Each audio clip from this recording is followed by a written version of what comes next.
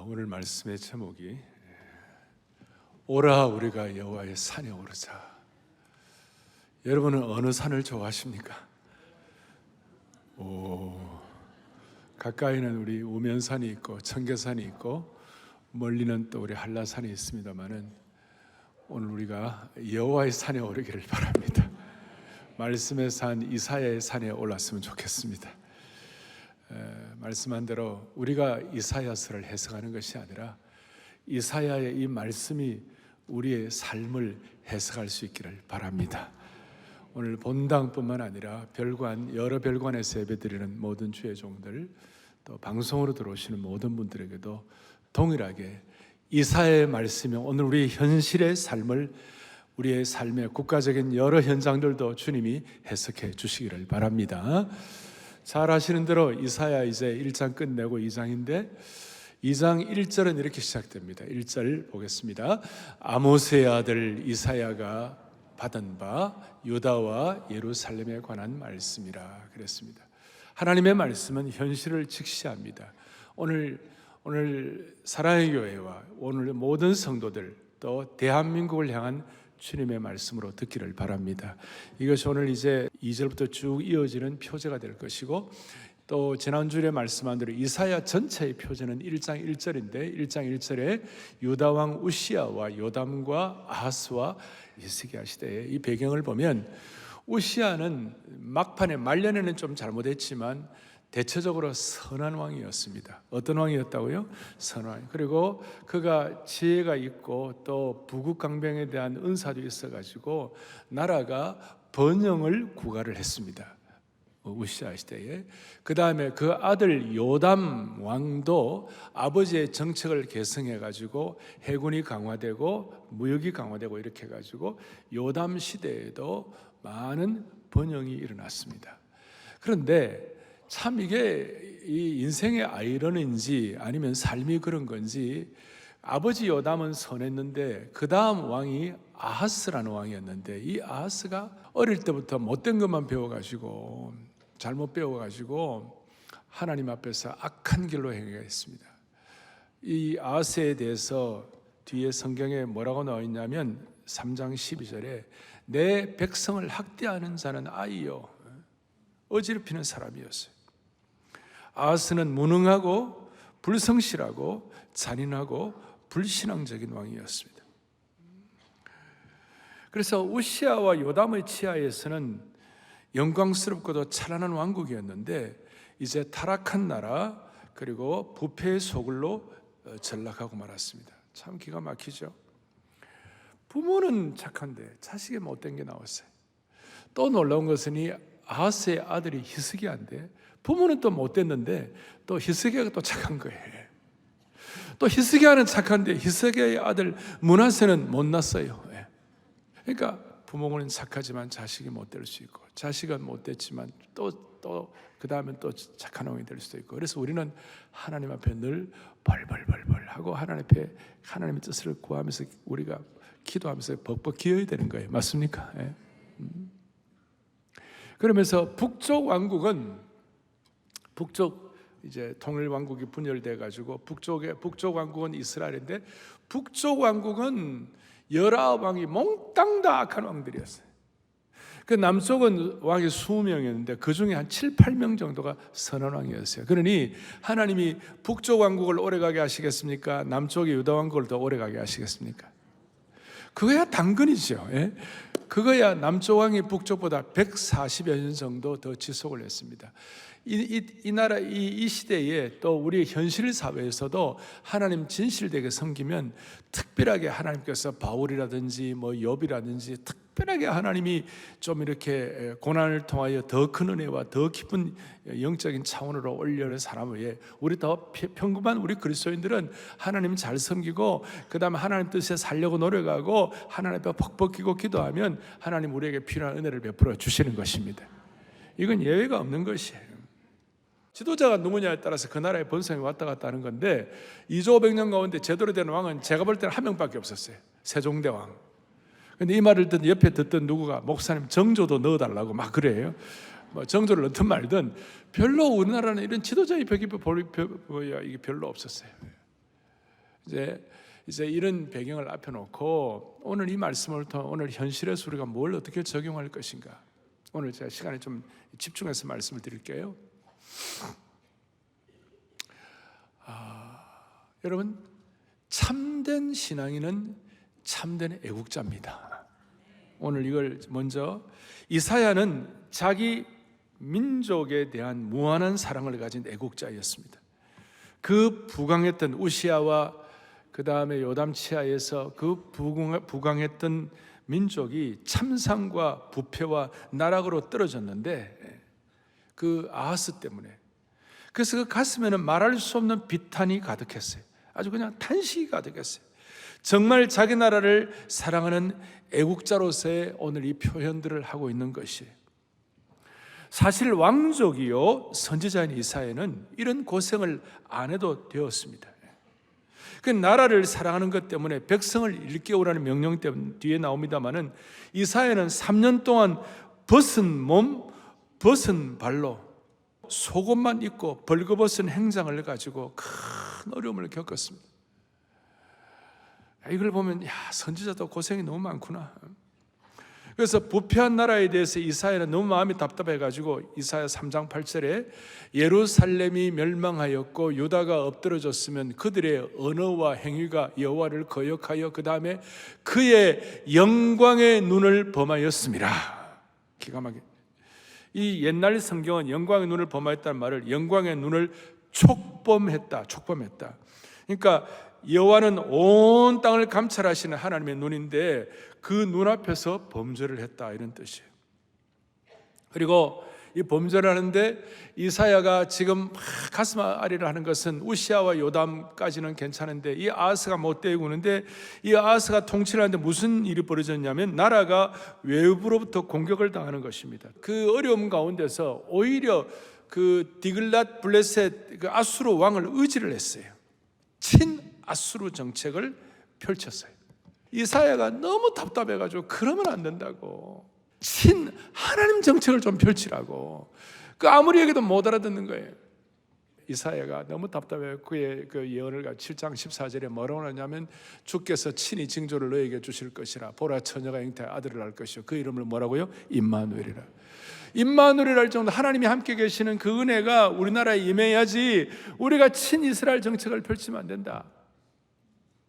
애국하는 사람들은 나라가 잘못되어 가면 가슴앓이를 하는 것이에요. 저는 지금 우리나라를 보면 여러 가지 있습니다만 한 두세 가지 정도는 안타까운 일이에요. 첫째는 정말 대한민국은 정말 문화 막시즘에 들어가면 안 됩니다. 이해하시겠습니까? 이거는 철저히 우리가 애국하는 사람들은 딱 마음을 딱 집중하고 있어요. 문화 막시즘이라는 것은 제가 안토니오 그람시 얘기도 좀 했는데, 무슨 일이 벌어졌는가? 저 프롤레타리아 공산주의 혁명을 하면서 이렇게 하층부를 가지고 해보니까 결국은 실패하니까 이거 안 되겠다. 이거 제일 어려움이 되는 게 교회다, 교회. 그래서 기독교의 창조 질서를 이렇게 그대로 갖고 가서는 사회 전복이 어렵다고 생각하고 소위 문화라는 가면을 쓰고 기독교의 전통적 가치를 뒤흔들려고 한 전략이 바로 뭐냐면 문화 막시즘이라는 것이. 거기에서 나온 것이 우리는 차별금지법을 반대하는 것이고 동성애를 반대하는 것이고 교회와 가정을 무너뜨리는 이 자유민주주의에 대한 것을 반대하는 것, 이걸 우리는 안 되는 것이에요. 우리는 친 아수르 정책이 아니다. 아하스의 정책이 아니다. 그리고 또 우리가 이 시대를 애국하면서 우리가 신경을 써야 할 것은 잘못된 파퓰리즘을 우리는 적극적으로 반대해야만 되는 것이에요. 파퓰리즘의 가장 큰 문제가 뭡니까? 대중의 요구를 충족시킨다는 미명 아래 진영놀이를 강화하고 대립과 분열을 심화시키는 거예요. 이건 뭐냐면 현재의 정치적인 이익을 위하여 다음 미래 세대를 망치는 것이에요. 여러분, 다음 미래 세대를 망치는 것에 대해서 우리가 동조하면 안 되는 것이에요. 아멘. 그러나 무엇보다도 제일 중요한 거, 우리가 선과 악, 참과 진리, 어둠과 빛이 있을 때 우리는 진리 편에 서야 되는 것이에요. 철저하게. 진리 편에 서야 되는 거예요. 그러니까 진리 편에 선다는 여러 해석이 있겠습니다만은 우리는 예수님께서 뭐라고 말씀하시는가, 우리가 진리 편에 서는 것이 무엇인가, 우리가 기도하면서 생각하면 하나님께서 주시는 방향이 있는 것이에요. 주님이 우리에게 주시는 방향이 뭔가, 오늘 우리에게 주시는 말씀은 우리가 어떻게 해야 할 것인가. 이사야를 통해서 볼 때 오늘 3절 4절 쭉 나오는데, 2절 3절 4절 나오는데 핵심이 뭐냐면 오라 우리가 여호와의 산에 오르자.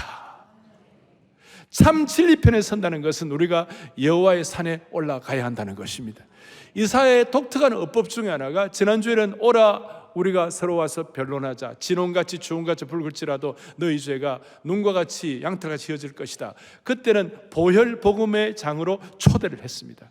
오늘은 주님께서 이 진리를, 참된 애국을 위하여, 여러분 정말 애국을 할 때에 히브리서 11장 우리가 어려울 때에, 이걸 이제 여호와의 산에 오르기 전에 한두 가지 말씀을 드렸는데, 다시요, 아무리 어려워도 우리가 사랑하는 조국 대한민국을 앞에 놓고 탄식하면서 사랑하는 이 나라가 더 어려워지거나 더 몰락하도록 놔두면 안 되는 것이 그리스도인의 사명이라는 것이에요. 이사야와 같은 간절한 마음을 회복을 해야 하는 것이에요. 히브리서 11장 32절에 보면 우리가 이런 어떤 잘못된 문화, 막시즘, 그 다음에 어떤 파퓰리즘, 그 다음에 예를 들어서 이런 참과 거짓의 이런 가짜 페이크에 우리 속으면 안 되는 것인데, 거기에 놓고 히브리서 11장 32절을 또박또박 같이 우리 크게 보겠습니다. 무슨 말을 기드온, 바락, 삼손, 입다, 다윗 및 사무엘과 선지자들의 일을 말하려면 내게 시간이 부족하리로다. 아멘. 오늘 앞에 기드온부터 시작해가지고 사무엘까지 이 사람들의 특징은 뭐냐? 모두가 나라가 위기에 처했을 때 자신의 생명을 던져서 나라를 구한 애국자들이었어요. 그래서 히브리서 11장은 믿음장이라도 하지만 사실은 히브리서 11장은 애국장이라고도 말할 수가 있는 것입니다. 우리도 나라를 위하여 자신을 던졌던, 우리 근대 역사에 보면 나라를 위하여 자신을 던졌던 서재필, 이승만, 김구, 안창호, 이승훈, 조만시, 김용기, 장기려, 이 모든 분들은 정말 신실한 그리스도인들, 기독교 신자인 줄 믿으셔야 되는 것이에요. 동시에 그들은 신실한 그리스도인들 뿐만 아니라 위대한 애국자들이었어요. 한경직 목사님은 신앙심과 애국심은 한 샘에서 솟아난다고 말씀하셨어요.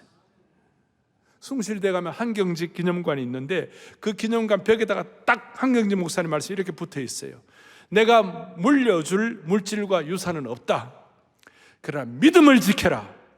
믿음을 지키는 길은 나라를 사랑하라. 물려줄 물질 유산은 없다. 믿음을 지켜라. 나라를 사랑하라.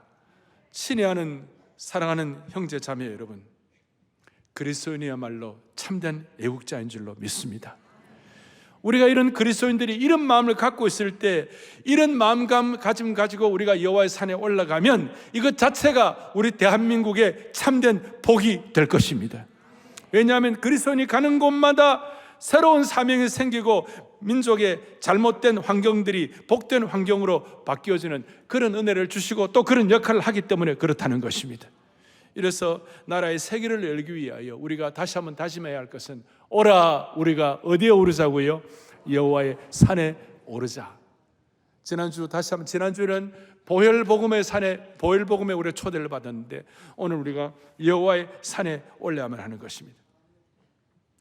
여호와의 산에 오른다. 이게 어떤 뜻일까? 여호와의 산이란 것, 여호와의 전이 있는 산, 여호와의 성전이 있는 산, 거기에 꼭대기에, 2절에 보니 꼭대기에 굳게 설 것이요. 그 다음에 거기에 보니까 이 내용들이 쭉 나오는데 이제 핵심을 말씀하면 이런 것입니다. 자, 3절에 보니까 오늘 요절인데 여호와의 산에 오른다는 말 앞에 놓고 3절에 시작. 많은 백성이 감히 이르기를 오라 우리가, 그 다음에 야곱의 하나님의 전에 이르자. 그 여호와의 산이라는 것은 단순히 여호와의 성전에 이르자, 여호와의 전에 올라가자.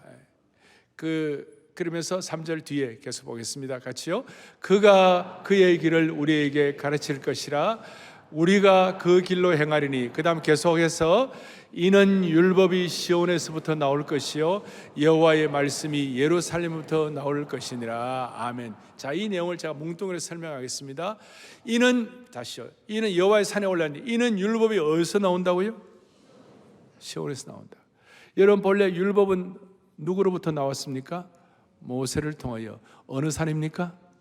시자 돌림이라 하지만 시내산이에요. 율법이 시내산에서 나왔어요. 모세로부터 통하나요. 그런데 오늘 여기서는 율법의 완성이 시온에서 나온다는 것은 여호와의 산, 하나님의 산, 하나님의 성전에서부터 나온다, 그 말이에요. 그리고 여호와의 말씀이 예루살렘으로부터 나올 것이다. 이걸 제가 뭉뚱그려 설명을 하면, 오늘 이 산은 눈에 보이는 물리적 산을 갖고 시작을 했지만 사실은 물리적 산 정도가 아니라 예수 그리스도의 죽음과 부활을 통한 영원한 하나님의 전, 영원한 우주적 성전을 말씀하시는 것이에요. 예수님의 피의 헌신을 통하여 생긴 영원한 우주적 성전을 말씀하시는 것이에요. 그래서 이 내용이 마태복음 5장에 주님이 산에 올라가서 산상수훈을 말씀하시고, 이 내용이 요한복음 4장에, 여러분 보세요. 요한복음 4장 오면 이 산에서도 말고 저 산에서도 말고 뭡니까? 영과 진리로 하나님께 예배하라고 그랬잖아요. 그러면서 요한복음 4장 22절에 뭐로 나왔냐면, 이는 구원이 유대인에게서 남이라 그랬어요. 아까 이는 율법이, 말씀이 시온에서 예루살렘에서 나온다는 것과 일맥상통하는 것입니다. 그러니까 영적으로 보면, 우리가 물리적으로 볼 때 여호와의 산 시온 이 정도가 아니라 예수 그리스도의 보혈과 피, 헌신, 그 다음에 부활, 이런 것들을 통한 우주적 성전. 그래서 주님께서 요한복음 2장에 이 전을 헐라 내가 사흘 만에 다시 세우리라 그랬잖아요. 그 우주적 성전을 통하여 여호와의 구원이 말미암게 되느니라. 할렐루야. 다시요, 이 여호와의 전은 단순한 어떤 이스라엘 백성들의 성전 그 정도가 아니라 예수님의 우주적 성전을 말씀하시는 것이다. 그래서 나중에 제가 좀 더 설명하겠습니다마는, 이스라엘 백성들은요, 언제 제일 행복한가? 주의 전에 올라갈 때 행복한 것이에요. 시편 120편부터 134편까지는 시편의 독특한 때제 주제인데, 거기 보면 성전에 올라가는 노래라고 되어 있어요. 그러니까 주의 전에 올라가는 자들마다 시편 120편부터 134편까지 15편에 걸쳐서 모든 경우의 수, 모든 경우의 어려움, 모든 경우의 환난과 고난들이 그 말씀을 통하여 여호와의 전에 올라가는 자에게 주시는 하나님의 축복이 분명하게, 구체적으로, 확실하게 나타내 보여주시는 것입니다. 오늘 우리는 국가적인 난제 앞에서 많은 걸 우리가 할 수 있어요. 우리 개인적으로 여러분들이 은사에 따라서 여러분들이 뭐 표현도 하고 다 할 수 있겠지만, 기본적으로 우리는 다른 어떤 것보다도 이 어려운 난제 가운데서 여호와의 산에 올라가야만 하는 것이에요. 여호와의 산에 주신 축복을 받아야만 하는 것이에요. 그래서 그 여호와의 산에 오를 때 어떤 축복을 주시는가, 그 결과가 뭐냐면 4절에 있어요. 4절에 이와 같이 4절이 이렇게 나옵니다. 4절을 또박또박 같이 보겠습니다. 그가 우방 사이에 판단하시며 많은 백성을 판결하시니 우리가 그들의 칼을 쳐서 보습을 만들고 낫을 만들 것이며, 이 나라와 저 나라가 다시는 칼을 들고 서로 치지 아니하며 다시는 전쟁을. 할렐루야. 이 여호와의 산에 올라갔고 여호와의 산에서 주시는 그 축복을 개인적으로, 국가적으로 받아 누리면 결과적으로 무슨 일이 벌어지는가? 칼이 보습이 되는 거예요. 창이 낫이 되는 거예요. 한마디로 말해서 전쟁기구가, 남을 살상하고 못되게 굴고 그 다음에 잔인하게 폭력을 행사하던 그 전쟁기구가 농업기구가 되어가지고 평화를 구가하게 된다, 이 말씀이에요. 이거는 놀라운 진리예요. 칼이 보습이 된다는 사실. 이걸 제가 조금 전에 신약의 창을 가지고, 이사야는 신약의 창과 교부들의 창으로 해석한다고 그랬는데, 신약의 창을 가지고 제가 일단 좀 말씀을 드렸고, 이걸 깨닫고 난 다음에 교부 어거스틴은, 히포의 감독 그 어거스틴은 뭐라고 얘기하느냐면, 그 시대에, 그 어거스틴 시대에 저 로마 제국이 멸망하는 겁니다. 그 로마 제국이 다 멸망하더라도 여호와의 산에 오른 자는 하나님이 보호해 주실 것이다.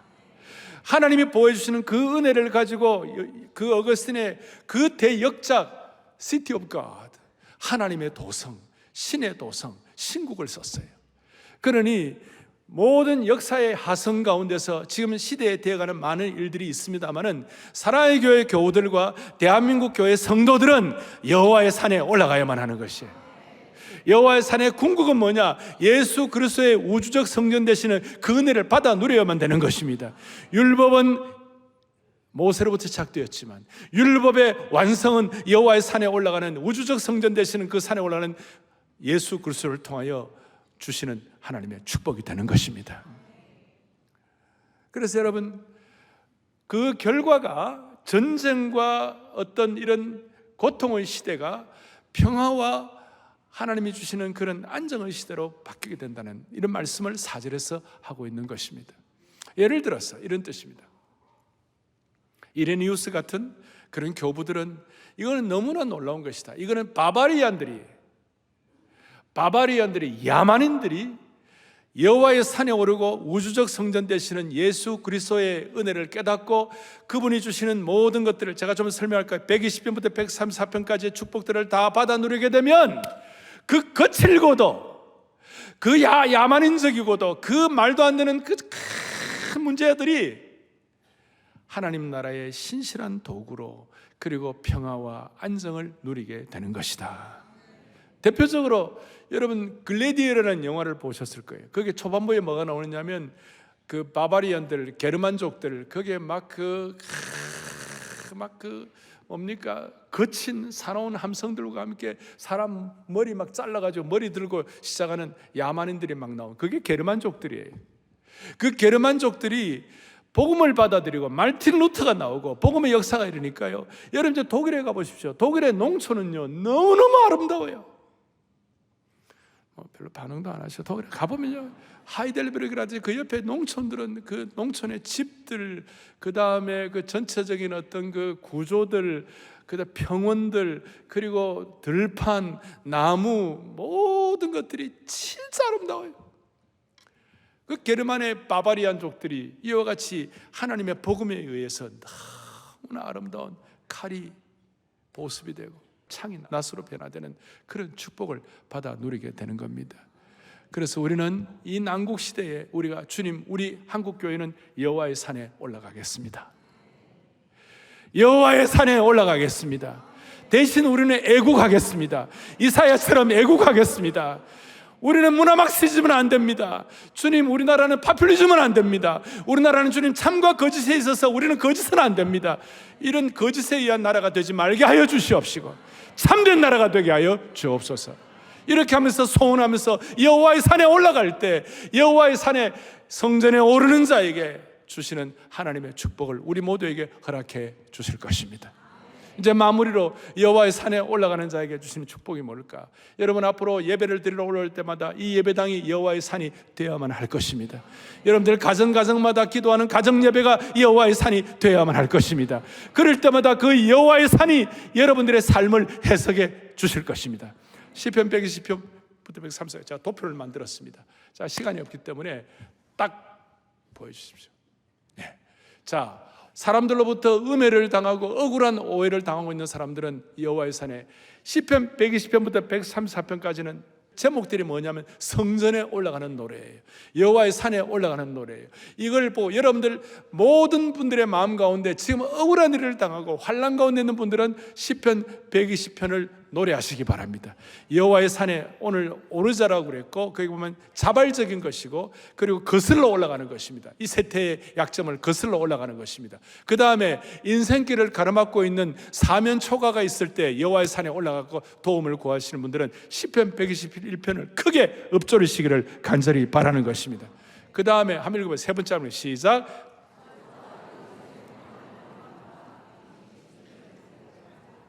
이래 팀이하게가 되겠습니까? 가족과 이웃의 평안을 구하는 분들은 시편 121편을 통하여 성전에 올라가기를 바랍니다. 네 번째 시작.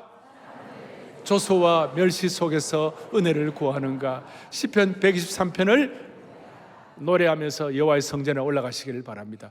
그 다음에 같이요, 여호와를 의지하는 자에게 주시는 참된 축복을 구하는가 시편 125편을 노래하시기 바랍니다. 그 다음에 인생길에서 사람들이 상상할 수 없는 큰 기쁨을 여러분들 요청하고 싶습니까? 시편 126편을 노래하시기 바랍니다. 여호와의 성전에 올라 시편 120편을 노래하면 우리가 인생에 상상도 할 수 없던 정말 그 웃음이 가득하고 놀라운 일들이 벌어지게 될 것입니다. 그 다음에 불면증으로 고생하며 여호와를 사랑하는 자에게 주시는 단잠을 구하는가 시편 127편을 노래하시기 바랍니다. 그 다음에 누군가에게 괴롭힘을 당하고 누군가 못 살게 굶을 당하고 있습니까? 시편 129편을 노래하시기 바랍니다. 젖된 아내의 평온을 구하는 분들, 마지막 시작.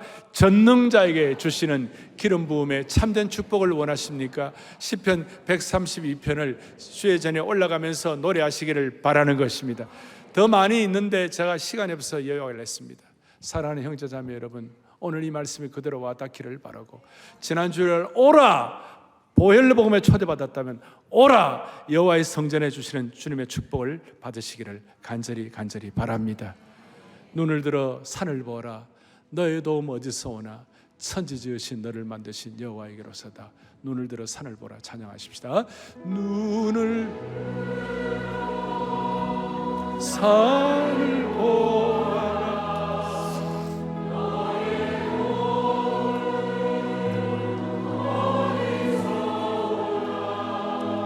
천지 지으신 너를 만드신 여호와. 아브라함은 여호와의 산에 올라가 가지고 여호와 이레의 축복을 경험하게 되었습니다. 모세는 시내산에 올라가고 하나님의 말씀을 받았습니다. 엘리야는 갈멜산에 올라가고 불로 응답하시는 하나님의 능력을 체험했습니다. 베드로는 변화산에 올라가고 하나님의 영광을 보았습니다. 예수님은 감람산에서 눈물로 기도하시면서 구원의 사역의 핵심을 이루게 되었습니다. 원래 우리 모두는 여호와께서 예비하신 여호와의 산에, 부흥의 산에 올라가 가지고 연말 연시에 우리의 삶을 되돌아보면서 하나님이 예비하신, 주님이 더 기뻐하시는 삶을 살았던 한 해가 되었다고 고백할 수 있는, 그리고 두 손 들고 높이 하나님을 찬양하는 그런 영광의 시간이 여러분과 저에게 있기를 간절히 바랍니다. 그렇게 할 때 하나님은 이 민족의 난제들도 해결해 주실 것입니다. 다시 한번 눈을 들어 산을 보아라. 눈을 산을 보아라. 너의 도움 어디서 오나? 천지 지으신 너를 만드신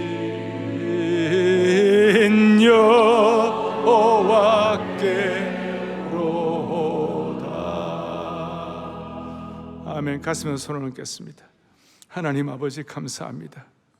우리 성도들 한 명도 예외 없이 주님의 전이 있는 여호와의 산에 올라 영적인 산꼭대기에서 하나님께 큰 예배와 영광을 올려드리게 하여 주옵소서. 주여, 우리 대한민국이 여호와의 산에 올라가게 하여 주십시오.